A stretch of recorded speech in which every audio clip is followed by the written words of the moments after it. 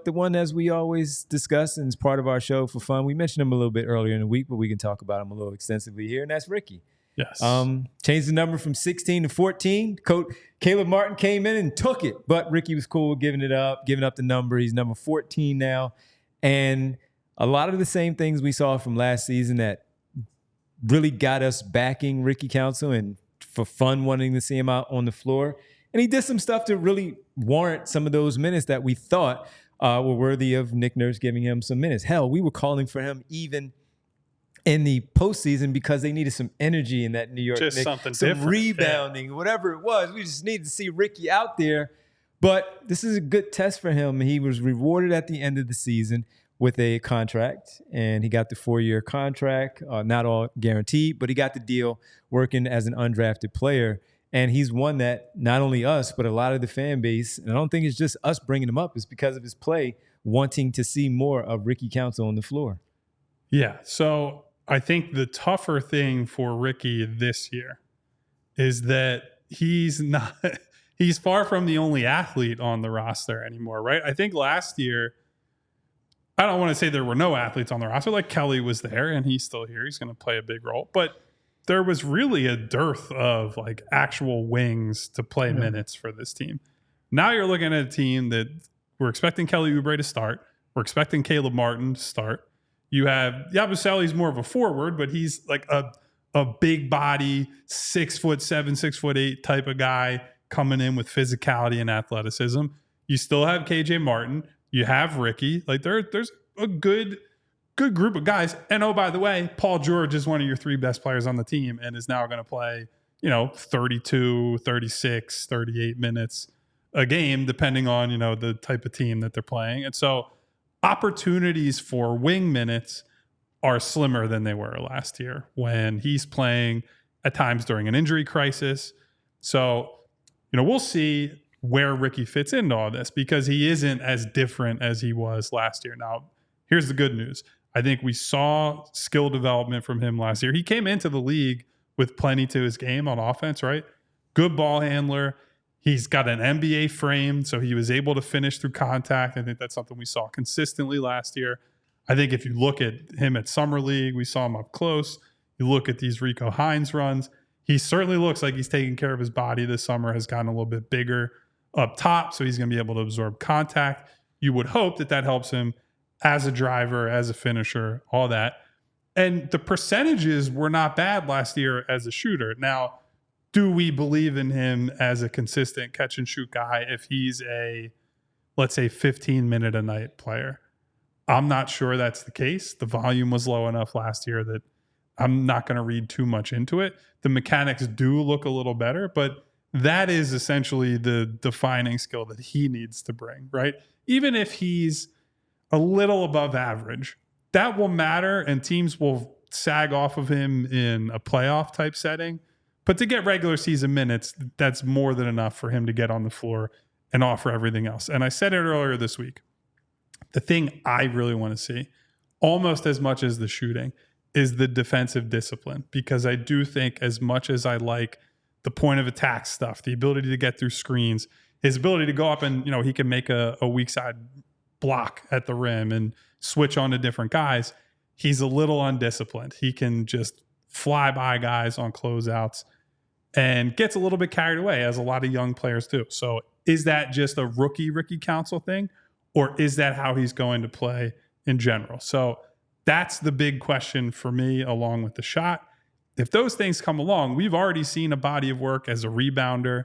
He's a decent passer for his size. You're not going to rely on him for playmaking, but that one wrap around in the corner San Antonio was unbelievable. Nick Batum. So he's got some passing skill. It's just a matter of, how often is he going to use that?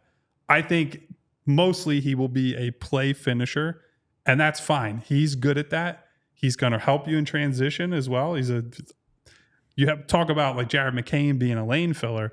Well, if Jared McCain is flying out to the wing and you have Ricky Council going to the rim, you got some tough choices to make as a defender. You want to, step in front of the freight train or get out to the guy who can shoot. So I really like Ricky still. I think he's got a bright future. I think eventually he will be a regular NBA rotation player with some just incremental improvements.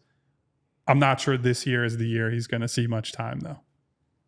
Yeah, no, I sort of mentioned that I was a little skeptical about the playing time earlier on, but there will be injuries. There will be opportunities to come out and show what he has. And if he makes the most of it, and if he is playing more within the scheme defensively, and he is making those catch and shoot shots, I looked it up while Kyle was talking. He made 40% of them last year. That was on such low volume that you don't read too much into it. But he did make very substantial progress in the form and the mechanics. Now, his starting point coming out of college was dreadful mechanically with the jumper. It's still not perfect, but it is certainly more repeatable than it ever was in college. So that's a good sign. Yeah. But it's going to take a little bit of time, I think, for coaches, and probably even more importantly for defenses, to really trust it and or fear it, depending on your perspective. He's just got to show it more. And I do think, like I said, because of his versatility, because of his physicality and the fact that he can compete, I think he will get chances sprinkled in throughout the year when players go down with injuries, or when you just want to extend the rotation because guys are playing heavy minutes, you're playing 4 games in 5 nights or what have you. Does he make the most of it? Does he seem like he has a full grasp of what Nick Nurse wants him to do defensively? And is he making his open shots? It's a pretty clear pathway for him to get minutes and to work his way into the rotation, even though it is crowded. And crowded with guys who are mostly, more experienced than him and older than him and more refined than him. And that's why I think all of us are fading a little bit the chance that he really breaks through into the rotation. But when he does get a chance, and quite frankly, I just want to see him up with the team a lot more this year. Yeah. We talked about, the G League and Delaware being a chance for McCain. I want to see Ricky around the NBA team most of the year, if for no other reason than to absorb. Most of what he's got to work on, I think, is going to be well suited to happen up here in Philadelphia with the big club. So I'm pretty excited about the rookie council season, even if I don't expect him to be a regular part of the rotation. I think he might be a more consistent part of the rotation than Bona or McCain, even if not a regular part. And to that point about the G League, I think what I would take away from his summer league, I don't think there's a lot to gain from playing Ricky down in Delaware at this point. He'll put up numbers and he'll be able to overwhelm competition there to a degree that's you're not actually probably working on the things that you need to work on the most, which is just being in, not necessarily standing in the corner, but making reads as more of a standstill player who's playing off ball, right? When to cut, when to stay, when to shoot, when to attack a closeout. Not hey, Ricky, run a pick and roll at the top of the key with Bona and the G League. I don't think that stands to benefit him that much because, look, we saw him in the G League. He was pretty damn good last year, and he was pretty damn good in Summer League. Didn't necessarily shoot well. So I think the adjustment for him, and I agree with you, Derek, is finding that role that he can fill now. And if he becomes a good enough player to eventually, hey, we're going to give you the ball and let you run offense, let you come off of dribble handoffs and do different things, then that's great. But I think if he wants time this year, best case for him is he doesn't go to the G League and he's just around all the time to work on more of that specialized role. It's one thing to play like that in Summer League when it's all right, if you want to work on ISO Ricky a little bit, great. That's a great chance to experiment. But doing it for a full season with the G League, we saw with Paul Reed a couple of years ago, that can get them into some bad habits where they're still doing that kind of stuff and trying to self-create when they get up with the big club. And it's hard to get out of those habits and back into a role player mindset. I just want him look, nobody puts Ricky in the corner, but stay in the corner for a little bit. You really work on your pre-shot footwork and mechanics. Get that catch shoot shot down to the point where not only will you take it, but you'll take it relatively quickly. And cut off ball, do all the things that he's going to have to do to get time early on in his career. And then he can worry about, after he's established himself, then he can worry about trying to expand that into a more featured role. Go get him, Rick. Just go get him, Rick. I'm not even going to yell it. The thing, save it for another day. We can save that for another day, and people are already doing it in the chat. But look, the defense is what's going to earn him a spot on the floor when you're so down in the rotation or in the depth chart period, where we even talk about KJ Martin still being just above him right now before we even get to training camp and seeing any games, seeing how things play out. He still has a ways to go to prove to the coaching staff that he belongs on the floor. So the defense, again, just like KJ Martin, the defense, the effort, the energy plays, the 50-50 balls, all of that stuff, that's how he's going to get on the floor. And if he can get out there at that size. They decide they want to go heavy wing again when you take one of those other guys off the floor.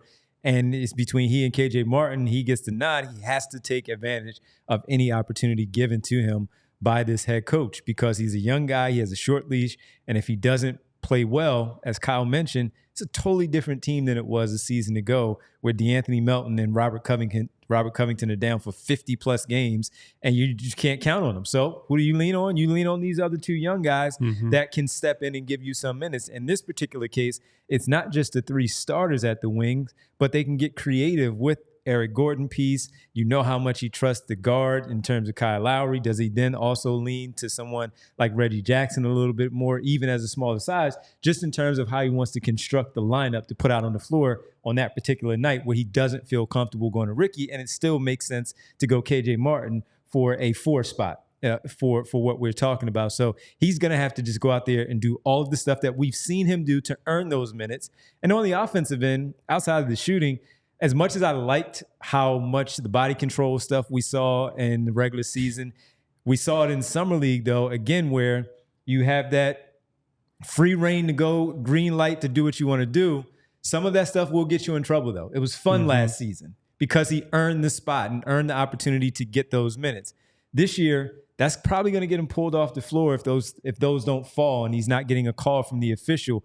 He has to have better body control, better thought of what he's doing in those one-on-one situations and going up there and finish. And I have to imagine that even with that, they're trying to figure out a way where it doesn't look where he's taking those 2 elongated steps and then just hanging in the air for as long as he does and almost touching the floor and shooting. He's very confident in that shot. I'll give him that. But I'm guessing that Rico Hines and the rest of the coaching staff, Reggie Redding and those guys in the offseason are trying to change that just a little bit of a different type of finish than that one that's less likely to go in. We all silly like the mayor.